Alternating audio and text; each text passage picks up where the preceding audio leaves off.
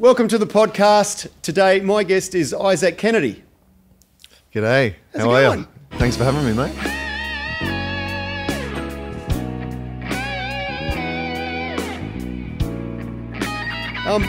We've been having a chat before we started and having a bit of a play and stuff.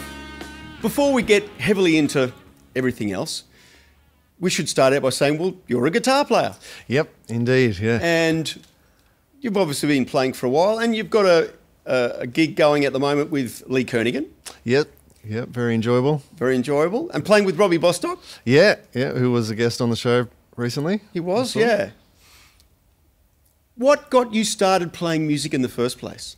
Yeah, it's been a long journey, hasn't it? It's I started off when I was probably 12 years old. I think I just got like a little ukulele or something, and then I think I had like an old nylon string guitar around the house, and I'd just kind of pick it up, and I was interested in it. I showed interest in. So in the that. nylon string that was hanging around the house, why was that? Is that because your dad or your mum played? Yeah, yep. It was in the some music in the family. My mum did like some guitar, so she had one of those around. I was actually I am a lefty. I write with my left hand, so I would pick it up the other way. Oh wow! And I think it was like a great uncle at the time was like, oh no, learn it like this because you'll be able to play more guitars and which is I appreciate that now because obviously my guitar collection wouldn't be as big as it was. Well, I mean, it didn't stop Jimi Hendrix from playing a right-handed guitar.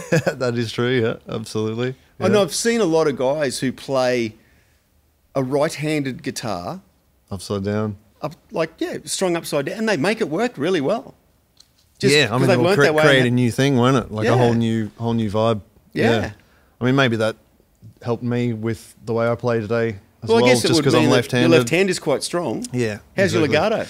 Yeah, I think, I mean, if I was to analyse it, I'd probably play a lot of legato, maybe. Okay. A bit. Like, I feel like I don't do alternate picking all the time. That's not something that I do. It's not like I don't really do that as much, I guess, maybe because my strength is more in the left hand. Yeah. Do you find with your right hand that you do a combination of different picking styles, the finger style, a hybrid picking, and with the pick as well? Definitely. Have you ever used a thumb pick? I have tried it a long time ago, and it felt a bit weird to me, to be honest. It feels weird to me too. Didn't like it at all. No, I keep trying it, but it's not it's an odd thing to get used to. It is. Yeah, I just hold it. I do the hybrid, and then sometimes a lot of the time I'll just have it kind of in my hand like that, and I'll just be playing with my fingers, and then I'll just go like that, just like it's my little magic trick. Yeah. So the nylon string's hanging around the house. Yep. And you're having a play on that, and you've got an uncle who's showing you turn the guitar. Have you got brothers and sisters? Yeah, I do have a brother. He was also into music. He's actually a pilot now, though, so he went down a slightly different path. But yeah, we were all into music growing up, and yeah, I definitely got into it, and then got some guitar lessons. Obviously, started learning. Where did you get guitar lessons from? I got guitar lessons from a guy down the street, not down the street, in the same suburb.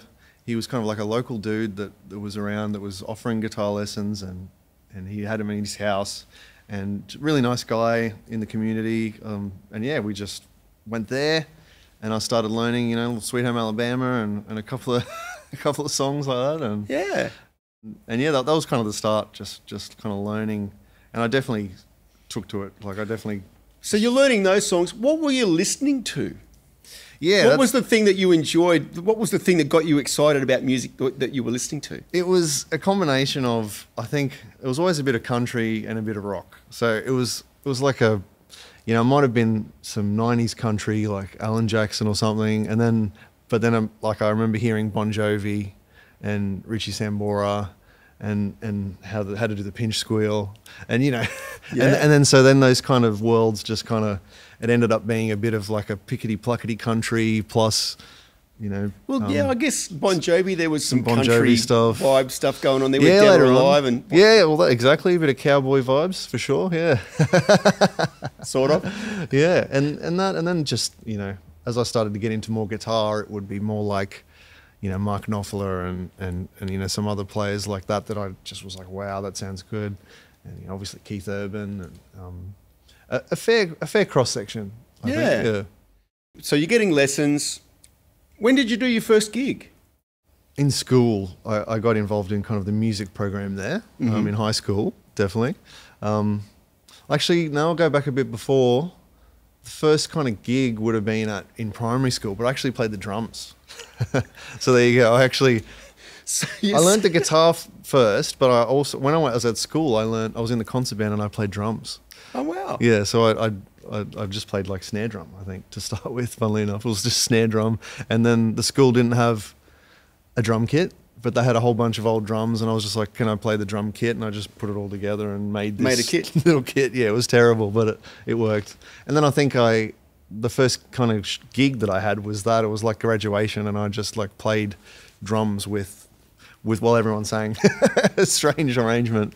Yeah, it was like everyone sang the song, and I just played the drums. So that was a bit of fun. It was something different. And then there would have been a period where I just kind of went, oh no, like I just stopped playing. I've always, I guess, played some kit, but I kind of just went guitar. Like that was where I was, you know, like I said, I'd heard different things, and it was maybe some Alan Jackson and Brent Mason and then Richie Sambora, and I was just like, that, you know, excites me the most. So I just kind of stayed on that path then after that. So that's at primary school. At high school, was there a lot of music? Was there a good music program at the school? Yeah, I think I had a pretty good experience in high school, for sure. You know, good music teacher, a couple of good music teachers actually. And yeah, I got some opportunities to play, you know, and do the band thing. They had like band blast, I think they called it, back in the day. You know, get the bands together, and I think I played a Nickelback song. Like it wasn't great, I don't think. Maybe a bit of Brown Eyed Girl, something that was kind of interest in the 2000s. Oh, wow. So, but yeah, I had a lot of fun. I got to play, you know, some of those kind of things. That got me a good start, I think. Kind of just playing with the band. Is this in Brisbane? Yeah, Bracken Ridge was my Bracken Ridge. Yeah, high school. Bracken Ridge High.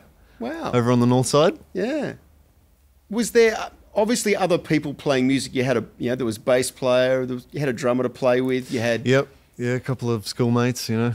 Couple of guys, played with a couple of groups of people. There was, I remember there was a group of guys at school that were kind of into some of the older stuff, like the Gunners and stuff. And then, you know, I'd learn Sweet Child of Mine and stuff like that, you know. So. I just find it really funny, the older stuff. Yeah. Makes me feel old. Well, not that the Gunners was particularly, I guess, modernish still. It was more, they would often play Kiss, like some older Kiss stuff, and you know, a bit more 70s stuff like that. Yeah, I mean, a lot of those bands had a large. They were popular over a long period of time. Yeah. What happens for you after you leave school? So I did my school thing. I went to uni. After that, straight into it, and I got a degree as a high school teacher. Ah. Yeah. So I was like, that'll be my day gig kind of thing, right? Yeah. That's what I'll do. What do they call it? The backup plan. Because obviously I wanted to. You wanted to play music. And when I look back now and I think, okay, I have done a few. You know, we've all done a few different things of things, but at the end of the day, that's it. I'm a guitar player, and you kind of realize that, I guess, as you get older, you're like, that's the thing that I do. So you did the uni. You did the uni course, thing. I became a teacher, high school teacher. And did you actually go out and teach for a while? So the story there is I went out on my placement. I think I was out at somewhere at Deception Bay, I think. Okay. And then I realised, I was like, this is probably not for me. the classroom situation and the multiple kids. Did that happen that sort fairly of thing. Quickly for you? That was pretty much immediately, yeah. So I finished that, and what I then did was, instead of getting a job straight into school as a high school music teacher, I went into instrumental, where I'd be the guy that comes to the school and he brings his guitar and teaches the one-on-one / group lessons during the day. So I became that guy. I went to, I put in a few job applications and funnily enough, I go to the interview, and then there's one of the guys I went to uni with. And then I was like, oh, I remember this guy, you know? Yeah. And we were, we stayed mates. I was Michael White. He was the music teacher. And then I stayed at that school for probably seven years or so. Mm-hmm. Just doing that, In between, at that time, then I'd be kind of working with other bands and just getting into the gigging scene around that time, I think. I started off just going straight into the teaching world.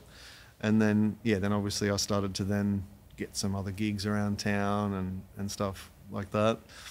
Through all of this time, were you just playing cover stuff, or was there ever an original band involved along the way?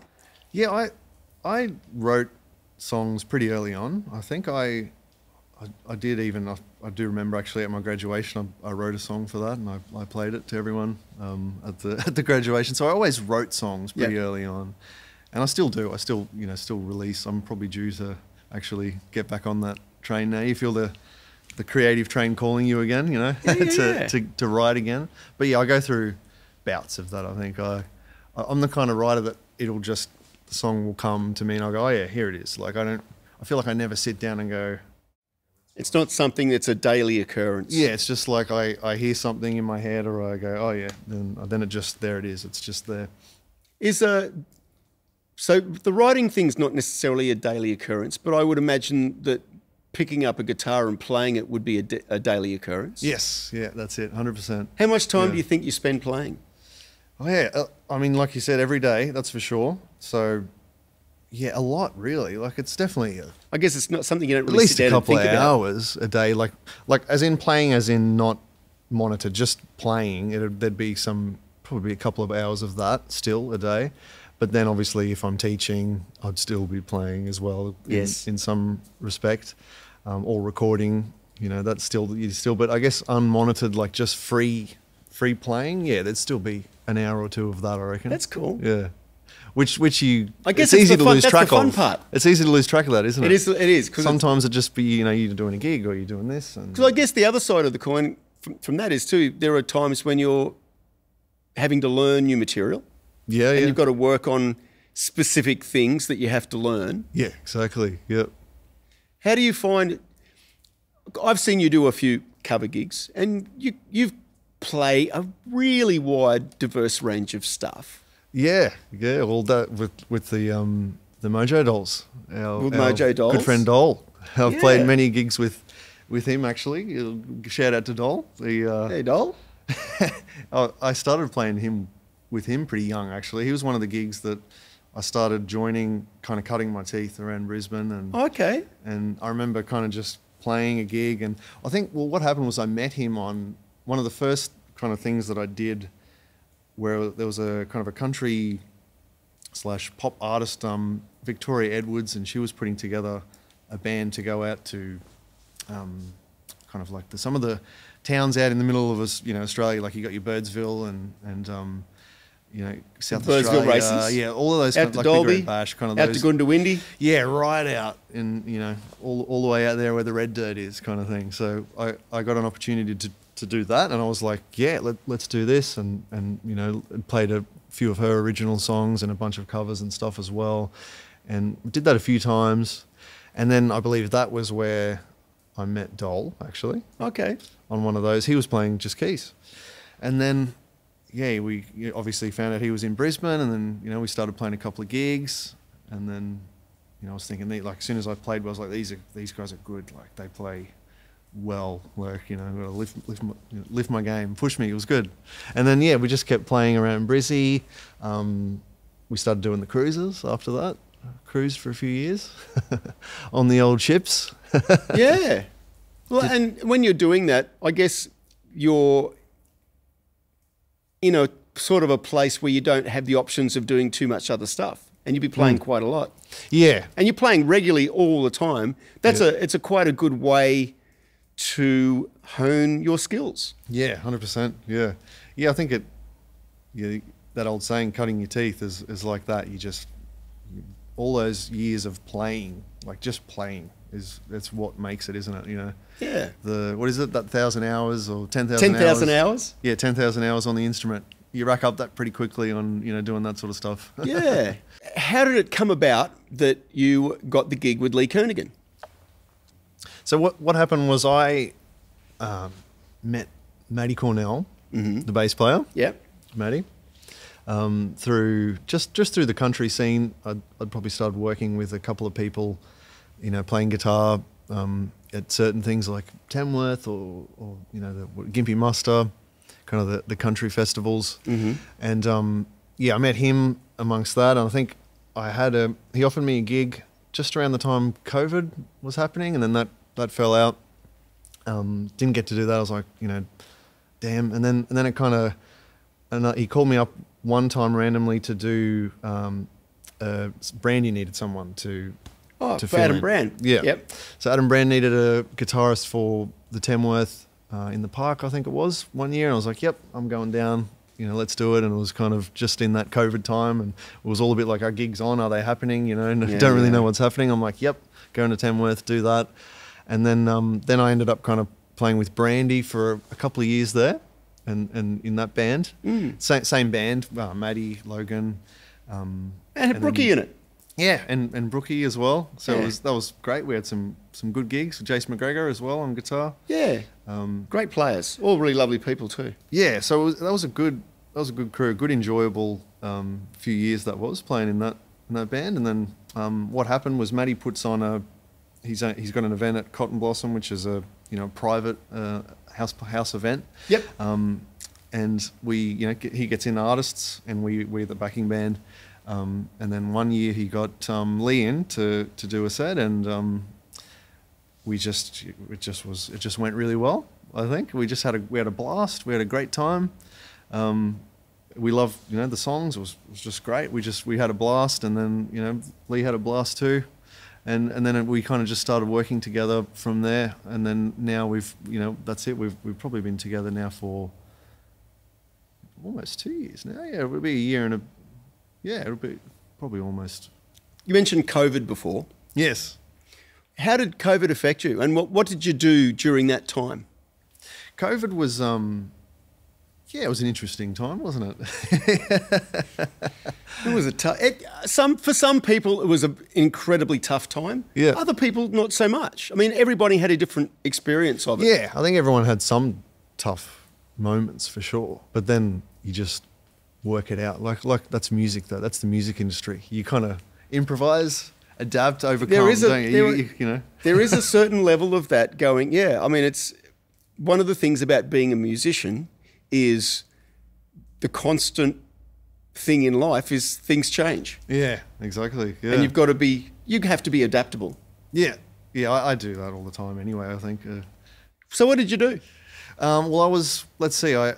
I did start a studio at that time, so that was, it sounds funny, doesn't it? Let's start a studio in COVID. Well, it sort of makes sense. Yeah. A lot of people, I think, did that. Yeah, a lot of people were, I guess, that was the thing, sitting around doing nothing, hey, or at home, So I think recording actually at that time in the next 2020, 2021, those few years felt like it was a good few years of recording.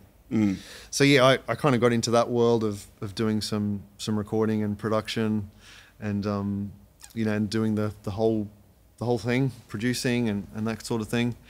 So that kind of kept me busy for there was a few years of that, probably 2021, 2, 3. Yeah, I still do producing, but again, like with Evolution, I'm more doing that from home now, as opposed to in a space where I need a big console where we're recording drums and we're doing all of this. I don't know, like I started to you've got like Dave Roberto, who does great drum tracks. You can get them sent in. There's your drum tracks. I mean, there have been a lot of people who've set up specialised spaces, specialised studio for recording drums, specialised studio for doing all sorts of things. You also have your own music school. Yes, yeah. So that's kind of the other part of it. When did you start doing that?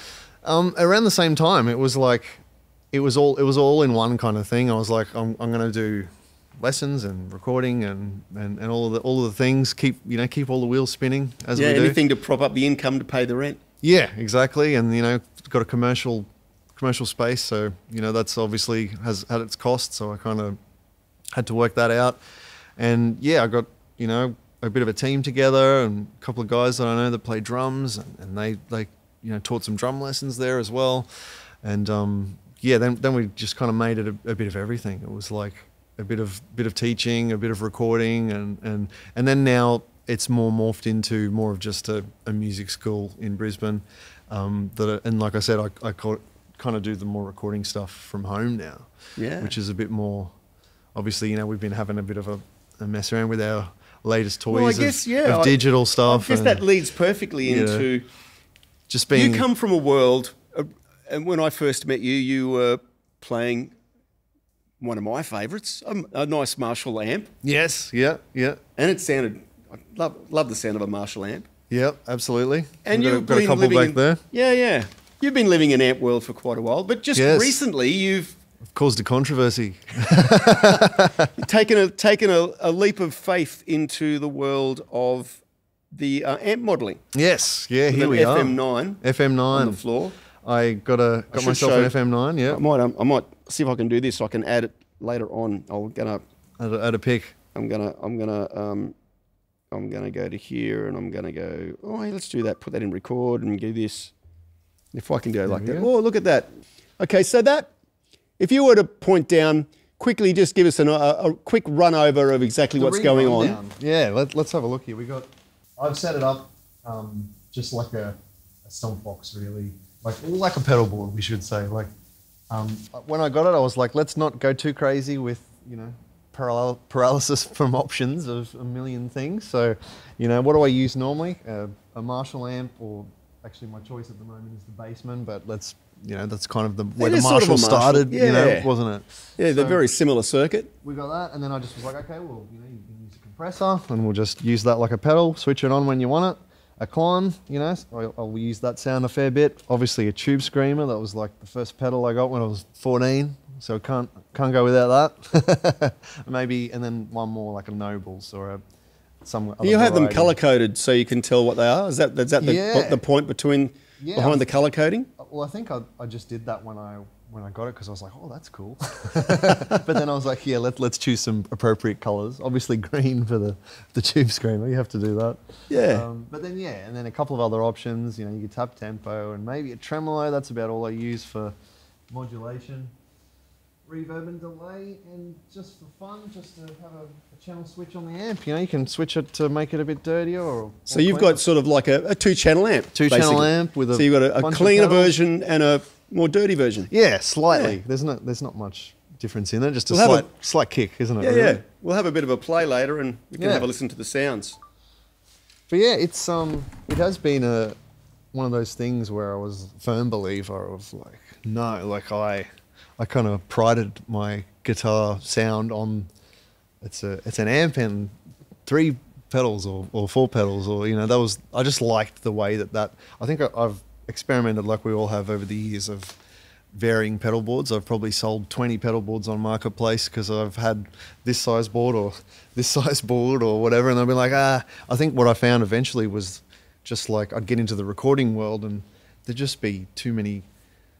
For my mind too, it was like too many things running into the patch cable and left and this into that and this into that. A lot of things that can go wrong. Yeah, and the troubleshooting added noise, and then is it a pedal that what do they call it when it passes the signal cleanly or not? Buffer, that kind of world. Yeah, whether it's a buffer or is it a true bypass? True bypass, yeah, exactly. All that stuff. Yeah. I had obviously like the Tube Screamer didn't have any true bypass. It was old one from wherever I got it, like 2000 and something. So it's been around a while. It definitely didn't have any true bypass. I got to say, I had an Axe-FX too, and I don't think at that stage it was still. Yeah. I mean, I ended up selling it. I wasn't a big fan of it, but I got to say, the new FM9 with where they're at now, it sounds pretty damn good. And I've had Christian in the studio here quite a lot, and he uses the FM3. FM3, yeah. Essentially, it's the same thing, I guess. Yeah. I did have a chat to Christian before I got into it. And it sounds great. Yeah.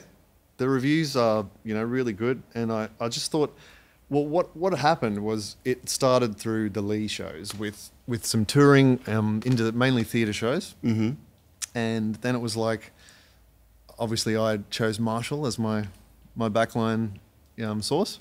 And you had there was some sort of deal going on there, wasn't there? Yeah, well, endorsement and stuff, and I bought a bunch of heads, and I got like at home I had the 800 mini head, the 20 watt, and then the plexi, and a whole bunch of that variety of sounds, which I loved. And then obviously, but on backline, you wouldn't get as many options. Sorry, so you'd get a JCM 900.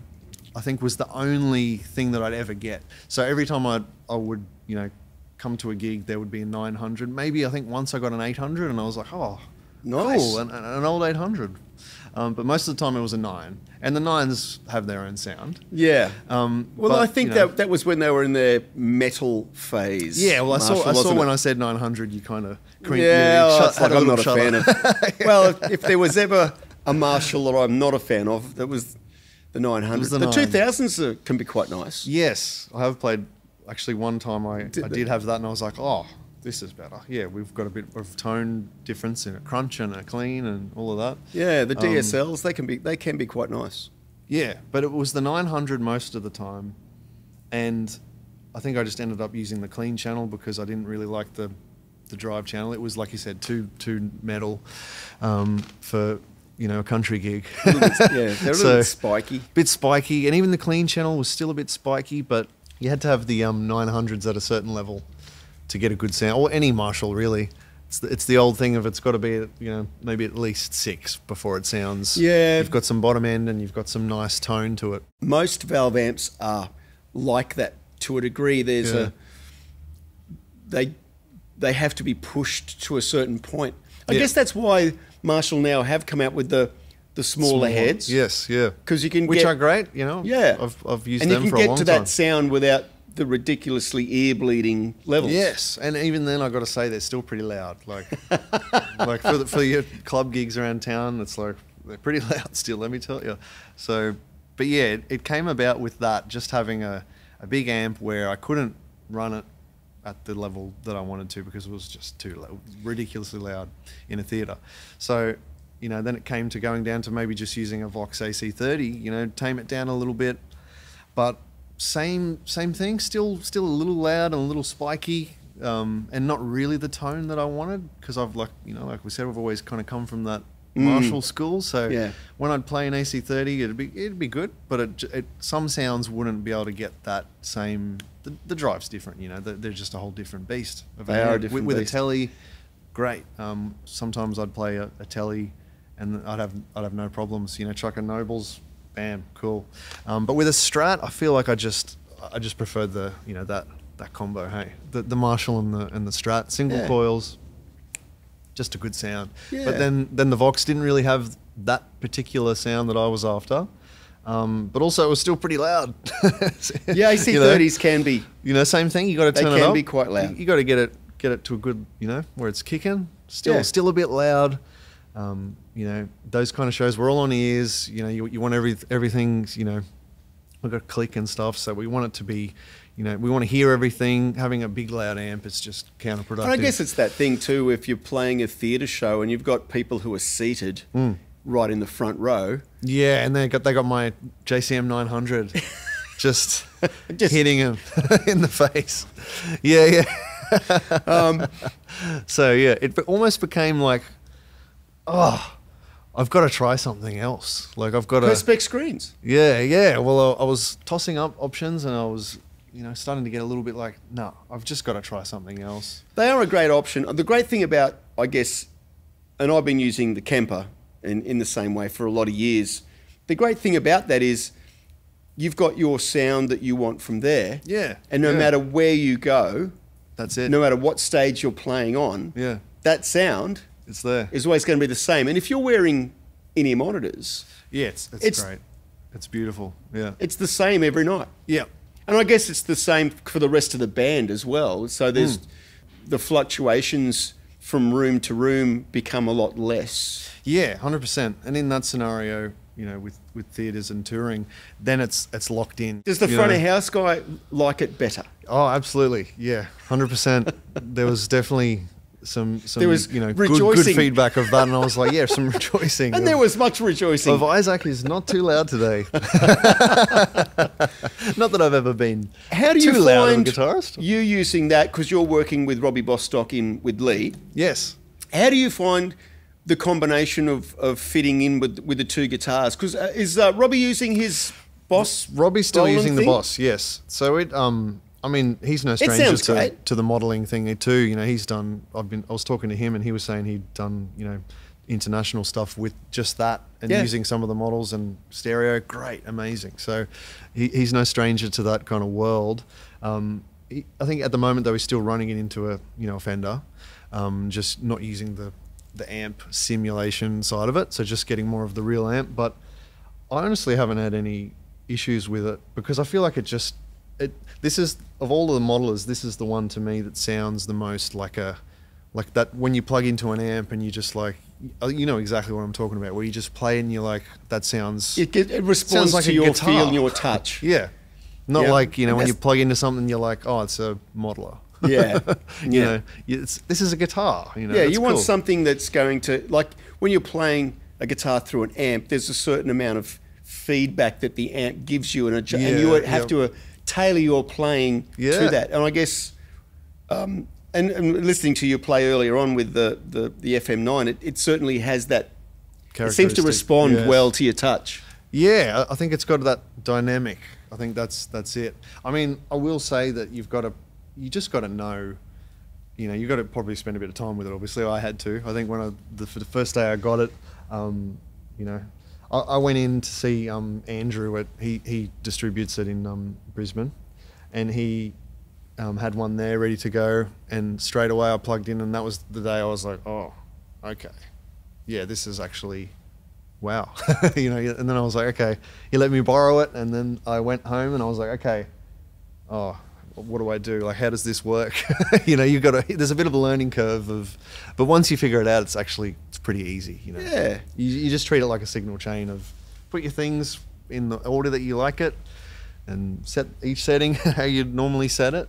And that's my biggest advice, I reckon, to anyone that... When you are travelling with it, I know you've got that little carry case. Is that something that you would, say if you're going on a plane, do you take that on and put it in the overhead? Or do you put I it was in... going to, and then I changed my mind. Robbie Bostock had his in his suitcase, and I just went, that's a much better idea. Just stick it in your suitcase. Put it in the suitcase, you know, put a coat and some clothes around it. It's safe in there. And then you don't have to... Because, I mean, the case that I've got it's not that much padding. You know, you put it up in an overhead locker and someone else comes and puts something else on top of it. I wouldn't really feel too comfortable about that. You know, you've got some moving parts here, so I just found that easier to whack it in the suitcase, mate. Yeah. Put it in there and off you go. You got your guitar, you got your suitcase, and maybe a backpack. That's it. Yeah. The essentials. Works really well. Yeah. But yeah, it's definitely a learning curve. Yeah. So in the studio previously, I would imagine you're playing through an actual amp. Yeah. When you're doing studio stuff now, Yeah. are you still playing through an actual amp, or have you... I did one the other day, just last week, and I used this for the first time, and I was like, yeah, like the aux box is retired. It's gone. Wow. So you fully converted. Yeah. Well, I did a session not that long ago at Airlock, and we did it the full old school way. I had my heads and, you know, the cabs in the other room, a good Neve style preamp, turn it up, you know, to that sweet spot, and you know, that's a great sound. It's great, but you can't always get that sound in every situation, can you? So that's where I'm like, this thing, you know, that's where this world excels, and the technology has definitely gotten better. Like you said, like if you had one maybe a few years ago, there's already been so many, you know, shifts in the technology. Hey, There has. so That was one of the things, I guess, about Axe Effects that put me off a little bit. It was every week or couple of weeks there seemed to be a an update, firmware update, and it yeah. was like, this one's going to be the best thing ever, and it's like, oh, I heard that last week.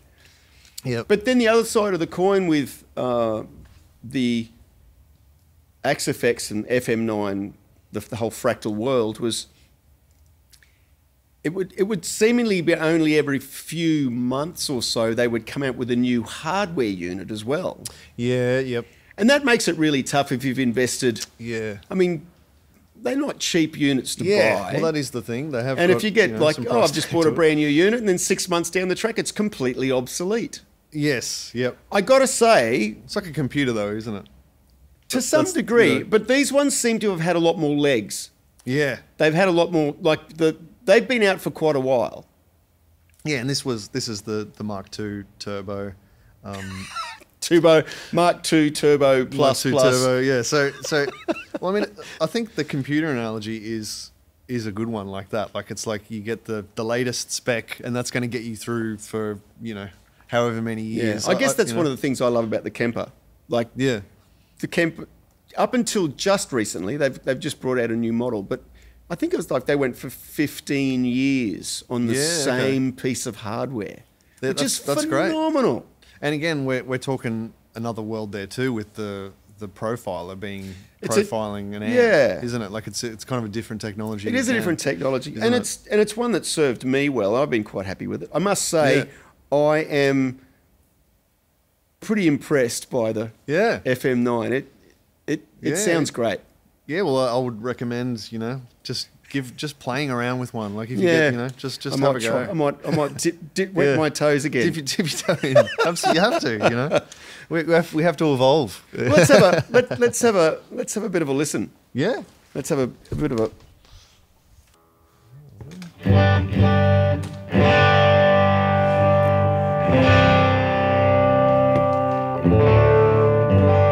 So what are we listening to there? So that's just a Klon. And a bit of delay, of course. Bit of reverb. Yeah, you're right. Yeah, you're right.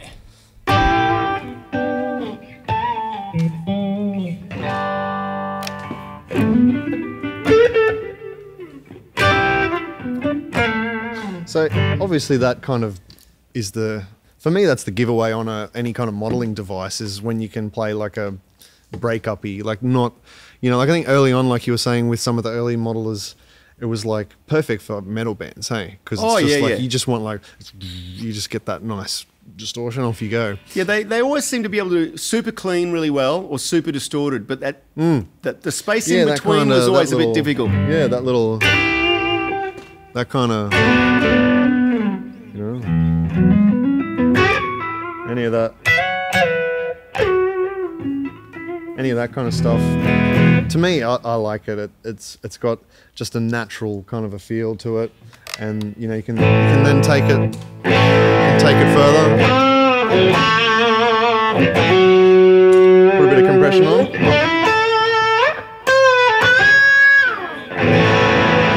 So it's you can still get a bit of grunt out of it as well, or you can go down to the bridge and you can still get a fair rock sound out of it as well. And then, go back to something a little bit, or obviously country, you need something.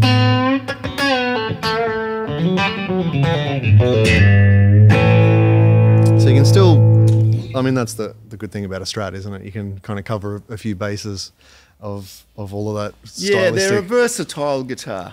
Yeah. Yep. Well, like we were saying earlier, I think just last decade I've kind of gravitated more towards the Stratocaster. You were saying, you were more of a telly player prior to that. Yeah. Well, What was the attraction of the telly? Is it the sound, or is it the playability? Is it the... Well, it was my first guitar, for one. Like, it was the first electric that I got. So it was kind of like, that's what I had. So whatever I was playing, I'd just make it work with that guitar, Yeah.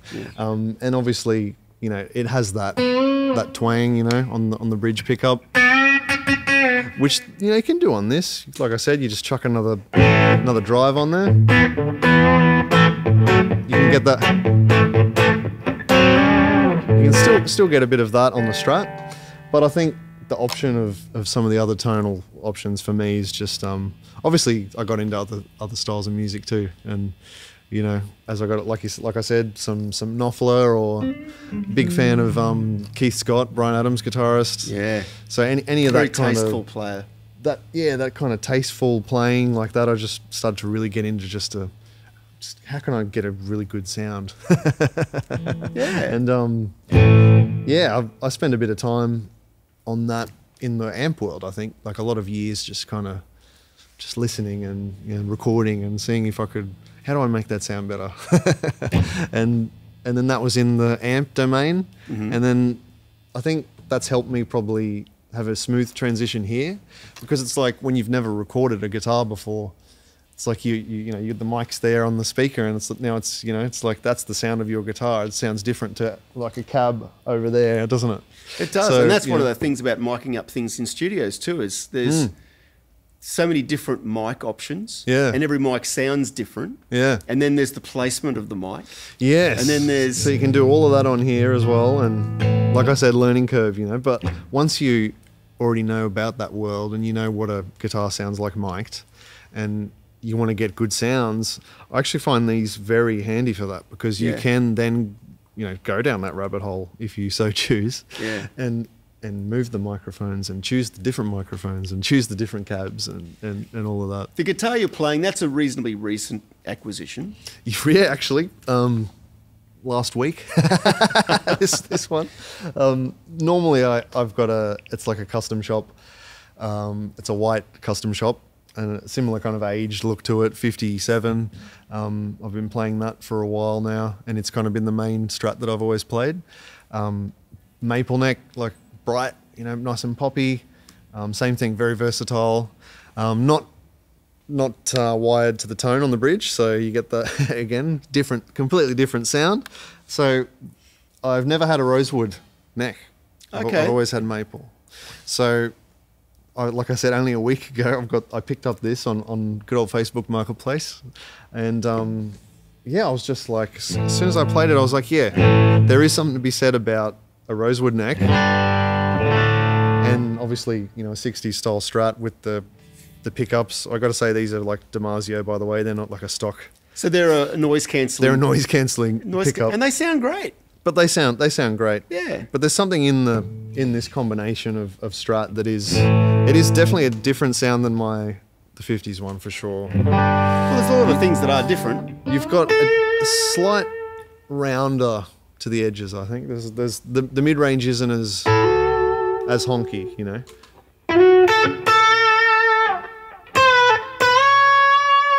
It's still pretty present, isn't it? But it's not like, I feel like the maple neck and the 50s pickups are like, they're the ice picks. That's that sound. Like, it's just more of that direct hit you know, whereas I guess this is... So it warms up the tone a bit. Yeah, a bit more. I mean, obviously all those old blues guys used, you know, didn't they? They had the rosewood and the Strat, like SRV or whatever, you know. It's that kind of tube screamer and a Strat, isn't it? Yeah. But yeah, I actually like it. It's cool, and obviously I spend money on guitars that are old looking, that aren't actually old. Yeah. So I just like a bit of mojo. I've always liked a marketplace find. Something where you know, marketplace bargain. You know, it's, I don't know, for me, guitar, you can pick it up and you can go, this has a story to it, or it's got something in it, or, you know, sometimes you buy a new guitar, that's great, but sometimes, you know, you can pick up a second-hand one that's been around, you know, it's lived a bit of life. There's something in it, isn't there? There's some kind of a bit of mojo, or some kind of... Well, at least it's, you know, you would hope that by at least that stage that the wood and all of the parts have settled into their... Yeah, there's that. And like there's not going to be necessarily much more movement, and if it feels good, it's good. Yeah, that's it. That's why I'm like, don't touch it. You know, normally I'd do a floating bridge, but I like the way it sounds. I like the way it's set up. Just, you know, don't, if it ain't broke, don't fix it. No, I guess that's a good way to look at it. But yeah, Strats for the win at the moment, mate. Just covering all the bases, you know. Yeah. Being able to do some you know, any kind of clean stuff like that. And then, you know, being able to dirty it up a bit. It's just versatility. I do like it comes from what I said earlier, having that, you know, maybe it was Brent Mason or it was Richie Sambora or maybe it was Steve Vai or, you know, just like a whole, all these guitar players, some are like filthy dirty and some are really clean. You're the same, right? You like to be able to cover Oh man, it's like that's that thing about playing in a cover band. Yeah. I mean, the great thing about playing with Lee, I think from your point of view, would be that the diversity would have probably come in a little bit. I mean, I've seen you playing with Doll, and I know what it's like for me. It's you want to be able to cover everything from soul, R&B, jazz, to heavy rock, metal. Yeah, 100%. So you want to be able to, you know, you like it's that thing. It's like you want to be nice and clean, and get the nofflery. Yeah, some spank. Yeah, something like that. Or you want to get, you know, you want to have the.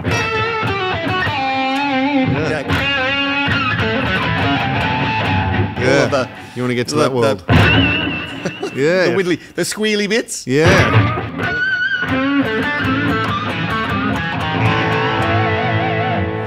Yeah. So, I mean, and everything in between, like, and all of those effecty things. Well, that's a positive too, isn't it? Yeah. All of the positive things. Where am I?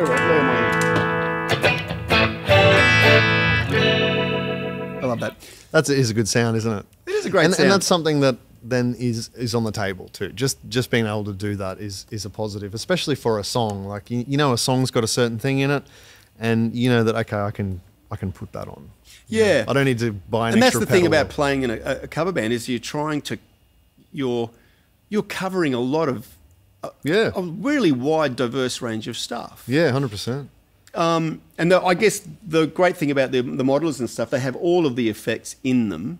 Yes, and they're good too. And you can pretty much get any sound that you want. Yeah, pretty much. You just have to try it. Hey, you have to make it sound like you. That's all I guess, can say. I mean, I think it's a pretty cool thing the way that you're doing it with the 1 amp with just a split channel, and you're just basically adding layers of drive. Pretty much, that's probably the country kind of side of things coming in, where you've got like, and a lot of those session guys would always have a cascading lot of gain, wouldn't it? Like, they have all these pedals lined up so they could. Oh, you want more gain? Okay, hit the next pedal. Yeah, exactly. Want more gain? Yeah, 100%. So it's kind of like, I think that's school. I just came up in that school, and I'd never really had as many pedals, but I'd always have at least maybe a compressor and one breakup-y drive, and then one kind of lead drive. So that way, at least you've got a few, palettes of tone. And I think with the 1 amp, less confusion, less like if you're changing amps and cabs, the front of house guy's gonna, have a much harder time dealing with EQ ranges and things like that. So just a few basic tones where and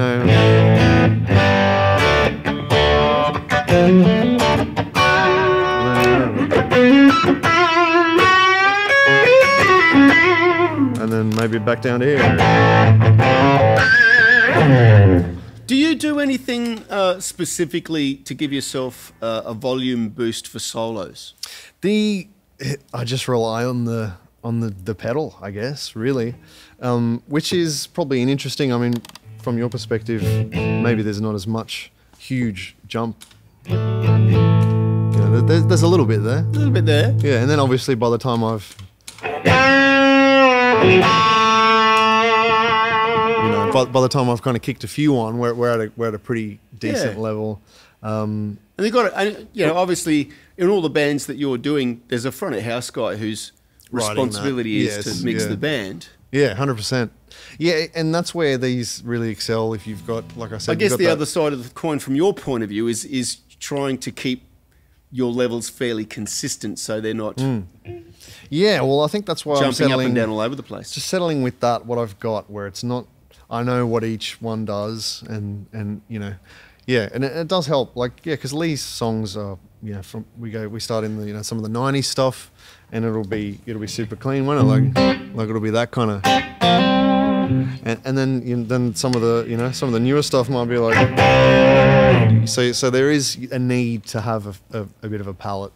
Yeah.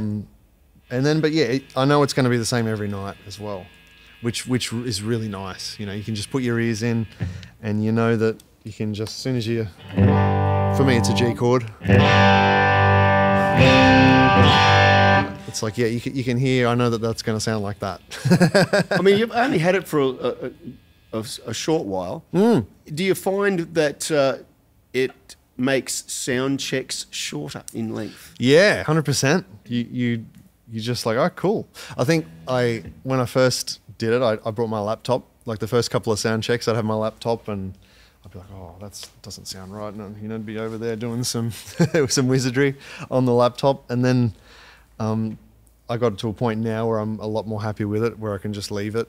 I mean, you can make changes on the fly here. It's just easier you visualize it on the laptop and, you know. But I think, yeah, I mean, I'm still learning. I'm not. This won't be set in stone. Let's be honest. I mean, it's never that way with us, is it? With guitarists.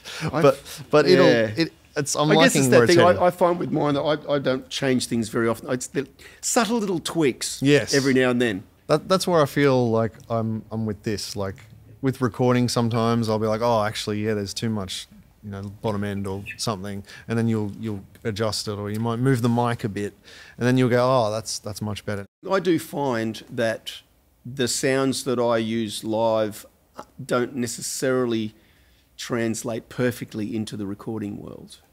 Yeah, not always. Hey, yeah. Let's have a play. Yeah. What do you want to? What would you like to play? Well, whatever you feel like, mate. What's your? Give me some cool sounds. Do you like a?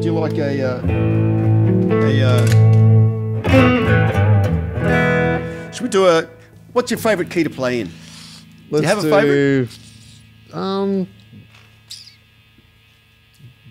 A or G or A or G? Yeah, let's go with that.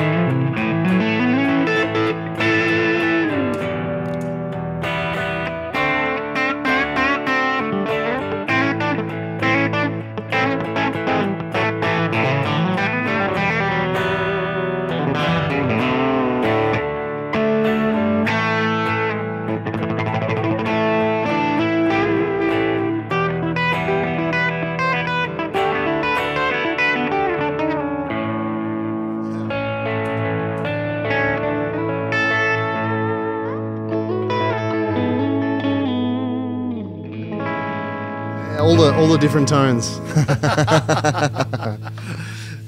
Trying to get them all in there. It's good though. I like it, mate. Yeah, that was nice. Very nice. Yeah, when you're teaching, so I would imagine you teach across quite a different array of skill sets, from beginner through to a more advanced student. Yeah. How do you decide what you're going to teach someone? Do you have a preset? Because obviously you have a teacher's background. Yes, yeah. So how do you work out how you're going to teach someone and what to teach? And is that something comes from you assessing the person, or does it come from the actual student themselves saying, I want to learn a particular thing? Or how do you do that? It comes like a lot of those things, I think. Obviously, there will be people that want to learn a specific thing, and we'll jump right into that. I think usually I can just tell straight away like where they're at, and it's almost like I've got a whole list of lessons that I just go, oh, well, that's the one. You know, I know that you're going to benefit from this, and this. The area that someone's lacking in. Yeah, and we'll go from there, and then we'll just keep building from there. And yeah, obviously, it's a whole bunch of different things. We're talking about, you know, transitioning and doing different things, adding, adapting. I'm kind of looking at getting into the online-ish world as well, like a hybrid, adding that to the teaching repertoire. Makes perfect sense in this day and age. Yeah, especially more of I just feel like I've got a model that I feel like works, that like over the years I've seen what people kind of respond to, I guess, you know. Yeah. So like I'm going to be putting together a kind of a list of, well, not a list, but just like a whole program of the way to learn certain things. I guess it's like a lot of people would look at like a cage system, or like learning the notes up the fretboard and things. I've just got a way of arranging that where it's kind of makes sense to me. And when I've taught it to people, it often makes sense to them, and we can relate it to songs, and we can have fun with it, and it's not that boring. Yeah. and obviously, I mean, unless it's your first lesson and you only want to play Seven Nation Army, then it's probably not for you. But usually at any kind of point in your guitar journey, then that's going to help just kind of, yeah, it's just like, was there a point where when you were playing, you're like, oh, like things start to, it's almost like a video game character. Like you've got like, you know, you choose your characters and then some are grayed out. Like you haven't gotten to that level yet. It's like there's a point where all of that kind of just goes, oh, they're available now. I think the biggest thing about playing covers, and I was playing with older guys when I was fairly young, but I spent a lot of time when I was first starting playing a lot. And it's amazing how when you're learning something new, it sparks so much interest and joy, and that you go down that rabbit hole. Yeah. But the learning other people's songs is a great learning tool in and of itself. Yeah, especially if you mindset it that way. I guess how is he doing that? Like, not just like fret 7, fret 9, you know, that kind of. Yeah, I think it's one of the things the thing that probably made a difference when I was young. And I was really just starting out was I used to be able to go down to the Kingy pub and watch bands all the time, because there was bands playing there all the time, and out in the beer garden. Yeah. And you know, and I was too young to get in, but I could go and sit on the fence, and you could see through to the stage and watch the guitar, and you go, oh, that's where he puts his hands to play that. Oh, that song, and it was very inspiring, I guess, to the point where you could watch someone do something, and it's like that, get that visual feedback. Yeah. And then you could run home and go, I'm going to go home and I'm going to go home and practice that for the next 3 days straight without sleeping. We were lucky like that, hey? Like I think there was a lot of music. Just as we were, you know, coming up and growing up and learning, it's like it was always there. You know? Like it was very obviously guitar based and and I think the great thing about learning, I mean, I spent a lot of time learning things when I was really young, note for note. But the great thing about doing that is you learn all of the connecting the dots. That's it, yeah. You know, it's like, oh, is that why he plays that? Because it fits in the scale. And then you learn, you end up, learning scales, and you'll end up learning where things fit all over the neck. There you go. And, yeah. And not realising that it's the cage system, but how the chords relate to the... I guess the biggest change for me, the biggest hurdle for me to get over was the concept of when the chords of a song don't fit into a scale. I know that scale, and I can play... Oh, hang on a second. Why doesn't the notes fit over that chord? Yeah, that's when Why don't the notes fit over... Reevaluate. Yeah, it's like, it's in the key of A. Well, why is he playing... it's like... Yeah, well, it's like the Knopfler thing too, isn't it? It's like you learn Sultans of swing, and you start learning all the licks, and you're like, these are... What scale is this, And you got these... It's all very shapes-based, isn't it? It's very chord. It is very... You've got a lot of chord shapes in there that are being and the Hendrix thing out. too, I guess. That was the great thing about the Hendrix thing, because it was that combination of chords and playing lead, and it was all... And Stevie Ray Vaughan, the same sort of... same thing. The chords and the soloing parts all melded into each other. It really is the connecting the dots. I think that's what... Literally, that is the thing that... when I ask people what they struggle with, it's kind of like that. That's like the number one contended thing I think that people struggle with, is just like, how does it all make sense? Where does it all... I had Kirk Laronche on, and it was interesting with Kirk where he talked about... I said to him, it's like when you're thinking about what you're playing, is it chord-based, or are you thinking of scales and stuff? And he's a great slide player. And he said, scales don't mean anything to me. Yeah. It was just all about the chords and the notes within the chords. And he said, if you think about chord shapes and the notes that make up a chord, you can play any of those notes and it'll always sound like a beautiful melody. Yeah. And if the chord changes to an odd chord out of the key, it doesn't matter, because you're just going with the chord. Yeah, I think I've started to more think like that, definitely. Yeah, because it was interesting, because he played on Capricorn Dancer by... Richard Clapton, and it's got an interesting thing in the song where it does this. It's this beautiful. It does this beautiful where it goes up to the. It's got the and then it goes to the. Yeah. So and you can't those sorts of things. Yeah, you're not going to do a pentatonic scale. Well, you can't necessarily follow a scale to get those notes. It's like you've got to know how the chords have changed from an A major to an A minor. Yeah. I feel like that's when you start to develop your ear more, and in terms of hearing where the melody's going, or the voice leading. Like that, the chords. What's happening in the background? It's almost like you've got, when you first start learning. You learn your.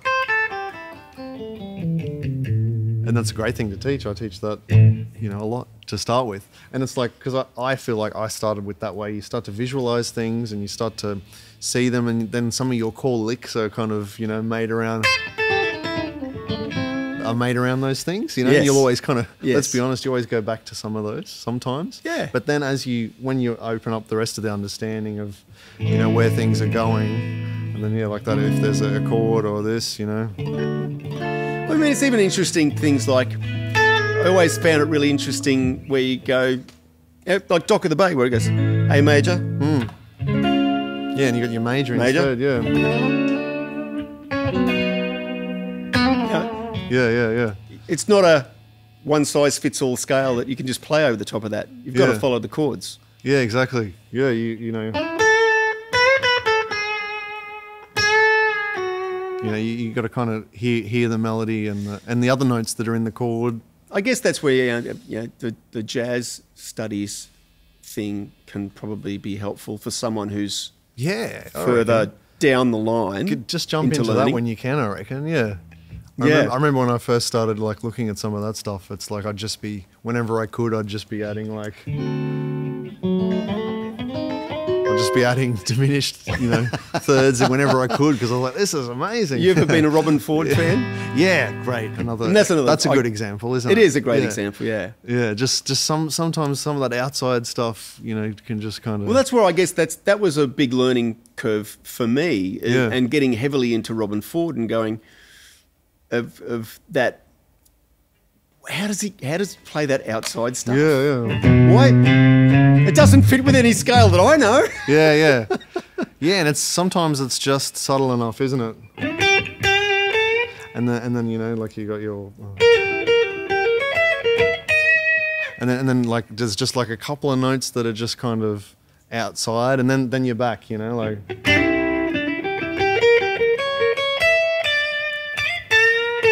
then you're back. Yeah.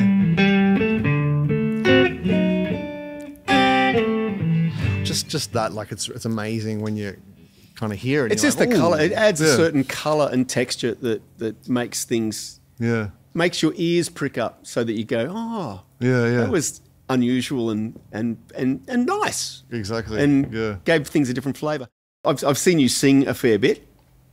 Yep, yeah, I definitely and you've got quite a massive range. Yeah. Okay, thank you. Well, I mean, I think I remember seeing you sing The Darkness. Oh, yes. Absolutely. Why not? That's a killer song, isn't it? Have you always had a massive vocal range, or where does that come from? I don't think so, actually. Maybe it was one of those things where I just tried it.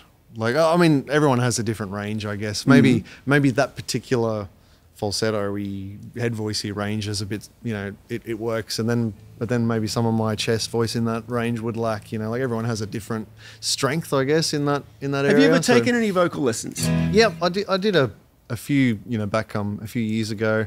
I think that's a great thing to do, you know. Probably should have a look at it again. I just haven't been singing as much lately, but like I said, you know, you get that urge to jump back into it, and I think you know, we'll be doing some more original stuff soon. So, but yeah, obviously I'll still belt out a cover gig here and there as well. Belt out some classics. I know that you've only just recently come off from a tour with Lee Kernaghan. Yeah. What do you do in the meantime now? Is it back to doing cover gigs until the next Lee tour? Yeah, well, I've got a couple of, you know, recording things, and then just some around town gigs now that I haven't got anything for this month coming up that's touring. So yeah, I've just kind of, you know, like I said, I've got one coming up with Dole. So go back and play some good old tunes with the boys. And yeah, it'll just kind of, we'll fill the gaps, you know. Yeah. It'll just kind of, things come up, don't they? You know, a lot of the time. You do a diverse range of things, from teaching, playing with Lee, playing with the cover thing, doing originals. And you're talking about doing an online course, which obviously will be another great addition to the teaching thing, but it will give you, I guess, another source of income. Yeah. How has things been for you in the financial sense? Is it been something that you find that you've been able to make a comfortable living playing music? Yeah, I think always, there's always the challenges for sure. I mean, with like starting more of the studio space and having a commercial, and then, you know, registering for GST and learning how to actually deal with tax, and, you know, like there's so definitely like an awakening of, you've got to have business skills. Yeah, it's kind of like, whoa, you know, you need to kind of go, yeah, you need to understand this important stuff that you know, you need to understand, not just kind of playing gigs and earning money and stuff like that. So yeah, definitely I went through a period of learning curve with that, but definitely it's the thing that I've always been able to do, and let's be honest, it's the only thing that, you know, what is it that we can do that we're good at? Like, like I'm not going to change career paths anytime soon. Let's put it that way. So I'm always looking to diversify it in some way of what I can offer, you know, with the skills that I have. How can they benefit, you know, other people? How can I help other people as well, you know? Of all the things that you've done, if you had to pick one highlight, what would that highlight be? It's probably definitely some of the gigs we've done in the last year or so with Lee, I reckon. I mean, one of the first ones we did with Lee was at Denny Ute Muster.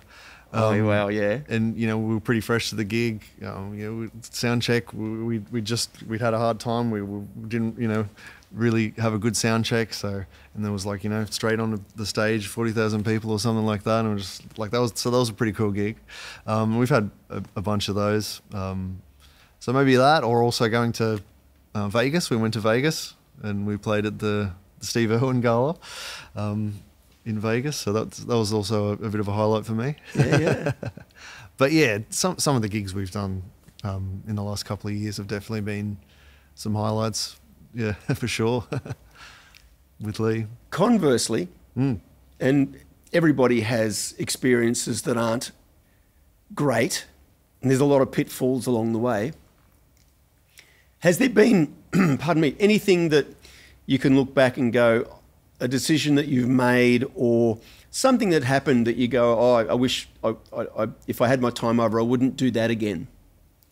Yeah, I mean, probably just the way, just learning, like I said, about business and you know, tax and things like that, and expenses, and you know, just learning, just say, okay, learn that a bit more before you know, just think it's all good, you know.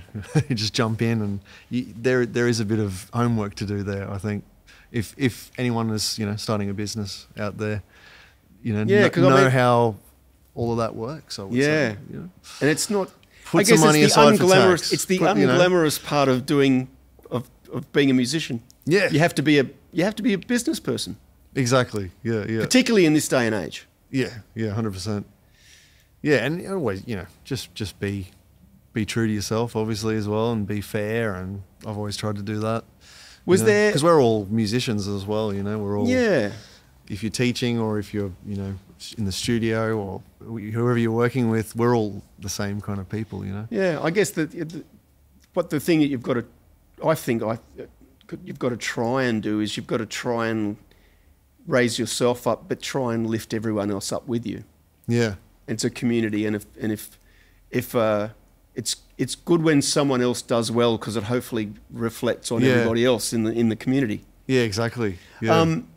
Was there ever a time that you thought, this is all too hard, I might give it away? Yeah, I mean, no. like you know, you've probably, I've had the this is hard kind of moments, for sure, but I don't think it's ever been like, for me it was more of like, okay, I'll just go back to maybe I thought about, like, I'll just go back to getting a job in a school or a you know, more of a solid teaching job or something. Maybe I've had those thoughts before, but definitely not anything outside of my realm, my wheelhouse. It's definitely, I'm pretty strong with that. It has to be. It's like, I'm determined in that aspect. It's got to be in this wheelhouse. It's what I do, you know. Yeah. It's not. It can't be. I'm not going to go be an accountant or a lawyer, or I'm not going to change career paths. Absolutely not. We're, you know, in this music world. How many guitars do you own at the moment? Well, there's been a couple of acquisitions, so it has grown over the past month. There was a Sambora Strat that I got, and this, so it's probably 10 at the moment. Okay. Plus, I do have a couple of guitars in my house that aren't mine, that are being loaned, that I'm just hanging on to at the moment. I've got one of Phil Emmanuel's tellies, actually. Oh, okay. One of my good students, Richard. Shout out to Richard. Is he acquired it a while ago, and he's been letting me use it for a while. So it's a Mexican road worn with two EMGs in it. Yep. Completely interesting and different than any other telly you'll ever play. So that's good. And I've got a Clapton Strat as well. That's Logan's at home. Okay. So I've got a couple of random ones at home that aren't mine, that I'm caretaking as well. But probably of my own guitars, probably around the 10 mark. It's usually 7 to 10. And amps wise, now that you're on to the FM9, will you hang on to the amps that you've got? For now, I did, like I said, I already sold a couple of things, like the aux box, and but yeah, I've still got my cabs and things as well. Like I'll still hang on to some stuff for now, and then we'll see. I'm not gonna do anything too hasty yet. I've done that before as well. Yeah, and in terms of the regrets thing, selling things too hastily is probably one of those things where everyone's done it and you've been like, damn, I shouldn't have sold that. Well, do you think in years to come that those amps will be worth large amounts of money? Do you think they'll be collectible? Or do you think that they'll go the way of a dinosaur and be antique? Yeah, or worthless? That it's funny when you do kind of go into this world and you see this and you start thinking like that, it does feel almost dinosaur, doesn't it? When you like for me now, I'm I plug my computer into that, and I can record a track just like that. There's just such an ease of access with that, but also I think the sound has come up now where it's matching. There is a good quality sound coming out of these things now. So yeah, it does sound great. It's kind of come up where you're like, okay, this is on par with what I was used to. Maybe, there'll still be people that will say the tube amp is still better, and that's a fair argument. But like I said, what about the rooms that you play in?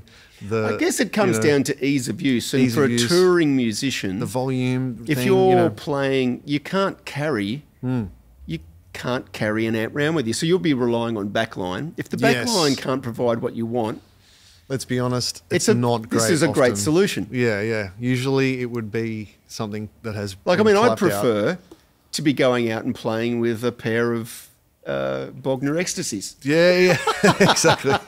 Yeah, I've got a pair. You'd have to take them out. I would love to be taking those out and gigging with those, but it's impractical.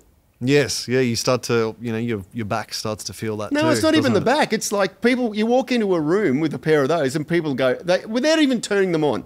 There's an instant. No, you can't be that loud in here, and it's like, well, you haven't heard them yet. I haven't turned them on. Yeah, exactly. Yeah. But it's like, no. We won't be having any of that. Yeah, exactly. It's kind of discreet, and when you're doing this, you ruffle less feathers for sure. It does make it easier getting on aeroplanes and things like that, and making sure that wherever you're going to be, the sound is of that level consistently. Yeah, having the consistency is key for sure. Yeah, especially with the in-ear mix and everything else, and just relying on the sound. You know what it's going to be. Because there's definitely been many times where. In the Vox times where some of those Voxes, they've been around the traps, and the mid-range is particularly strange and nothing works the way you would think. So then you end up changing everything, and you got that mad flick and fiddle. You start flicking and fiddling, trying to make it sound good, and then that puts you in a bad mindset. And they got hums and buzzers, and if they haven't been maintained, there's nothing worse than feeling like that before a gig too, where you're like, you're stressed out. And what are you going to? And is the amp going to make it through the gig? Yeah, and that it doesn't really. Your tone's not there. Have you ever had an amp die on you at a gig? Yeah, one of the 900s did one time on one of the tours. It just started doing that. And then Bonza wheeled out the AC30 and saved the day. So, it has happened. That's the other thing. What's the 10-year to 20-year plan for Isaac Kennedy? I like that. That is a good question. That is where we need to be. That's what everyone needs to do, isn't it? Well, I mean, it's got to think about with AI and the music industry. And one of the things we were talking about before, one of the things that's ever consistent is that things will change. Yeah, 100%. Yeah. Yeah, and in the world we're in now, I think we're on the crux of probably major changes. Yeah. What can you see for yourself would be in 10 to 20 years? I personally don't think that the concept of playing music live to an audience will ever go away. Yeah. I think that's... The recording side of things, that's going to be interesting. Yeah, that does change, I think. But I also think that the AI and that is, it's still a tool as well. Like I think there's a lot of probably fear in that, isn't there? Like there is a lot of fear. Going to replace the human, But at the end of the day, I think no. It's like, what does Joe Walsh say? Will AI be able to throw a television out the hotel window into the pool? No. So. That's an interesting example, but you know what I mean? It's just like, at the end of the day, you got to use it as a tool, I think, as well. It does feel a bit scary sometimes. You can ask ChatGPT something and it knows everything about you, and you're like, I didn't tell you that. How do you know this? It's like, it's pretty advanced, but it can help you as well. Yeah. If it can make your workflow easier, then it's only good. And that's where it is, like even developing any kind of AI tool or anything, it should be for that purpose, not to replace a job. And if it does, that does suck, really, because then you're killing an industry, aren't you? But that's when it comes back to our old thing, improvise, overcome, adapt, isn't it? You've got to then come up with a way that you can still do. I mean, it's just not in, like I said before, it's not in my nature to just go, oh, well, I guess I just won't do this anymore. Like, it's like you've got to just change. You've just got to do something else. You've just got to come up with a new angle, a new point of view, or, you know, and what people need, and then how you can offer that. I guess that's the thing. The wonderful thing about playing music live is there is a connection between people that you don't get from anything else. Yeah, exactly. I mean, it's one of the... I can remember my favourite things, my favourite musical experiences are seeing someone play something that I have never seen or heard before and getting that thrill and joy and adrenaline rush from that. There's just nothing like it. Yeah. Well, I saw Bryan Adams recently, and the band was just like, oh, like, that's good to see. Like, when there's a group of people on stage that just, you know, deliver. Yeah. Like, I did a tour with Casey Barnes supporting Bryan Adams. It was awesome. Incredible. Killer. Incredible. Like, the guy's a legend. So, but yeah, I think that you're right. You know, it's got to be there. And Keith Scott, man. Yeah. Yeah. Great Strat player, hey? Well, it's that thing. It's someone that's probably not that well known by the general public, who isn't a flashy player by any stretch, but just plays the right stuff at the right time, and it sounds amazing. Yeah, it does, hey? Yeah. You know? And just like, yeah, I guess it's like that underrated thing where it's not really underrated. It's just like people don't know. It's just they know that it sounds good. They know it sounds good. They just don't know why. And, yeah, well, they don't know. And he's part of the reason why. Exactly. Yeah, definitely. And that's a thing that definitely kind of when I hear that sort of stuff, that's what pricks my ears up. Like, yeah. I mean, I've always been a mix of both. You know, like you might do a bit of EVH and it's always a little bit of. It's always great when you're playing live to have a little bit of a diversity. Yeah, just well, something. not so much even diversity. It's that thing of showmanship. Yes, a bit of flash. Exactly. Yeah. I guess you've got to be careful of that light and shade of how much do you. Yes. Yeah. How much of that do you do? Because that's definitely a thing, isn't it? But for me, do you want to be how much of? I guess a question would be when you're playing, and particularly with Lee, because he's out there on a bigger stage, and you're playing as a sideman, playing Lee's material, how much scope is there for you to be Isaac Kennedy, as opposed to the person who has got to be playing the guitar parts from Lee Kernaghan songs? Yeah, well, that is an interesting one. I think that there's not... It's definitely... You've got to have it like the record. It's got to be, you know, it's got to sound like that. You don't want to just start improvising a solo in the middle of one of the, you know, iconic solos, and you just start doing something. I mean, because he had great players on his recordings because they're all great solos and great sounds and everything. I think it's more in the way you play it, isn't it? That for me, that's where I think that's what I just try to do is just the way you play. Everyone plays something different anyway. Yeah. So it's not like I'll ever get it exactly like someone else. I mean, I think I heard the reason you become who you are is because you emulate your heroes and you fail. you know what I mean? Yeah. So you'll never sound like so you someone work out how else. you work out how to do the things you can't by doing them your own way. Yeah, you do something, and then the way it turns out is the way that's your sound. You know? Yeah. So you just bring a bit of yourself to the table in that way, I think. Yeah. But you've got to do it service as well. Like that's what I think. You've got to do it. You've got to do the service to the material and the solos and everything and the tone. You got to do the service, but then the way you play that literally makes it. You know, because you could play the same notes exactly, and it'd be nowhere near as good. Or you know, you could play it's just the way. It's your attitude, isn't it? It's your guitar soul. Coming through. Man, I got to say at this particular point, we'll say thank you very, very much, Isaac. Thanks, mate. Thanks it's for much having appreciated. Me. Yeah, pleasure. Thanks, bro. And thank you very much for sticking around and watching the podcast. I will put links to everything that Isaac's up to, music schools and courses. Yeah, all the things. Original material. Yeah. Let's make it happen. Thank you very much for watching. See you on the next one. Cheers. Thanks, Cool. mate. Legendary.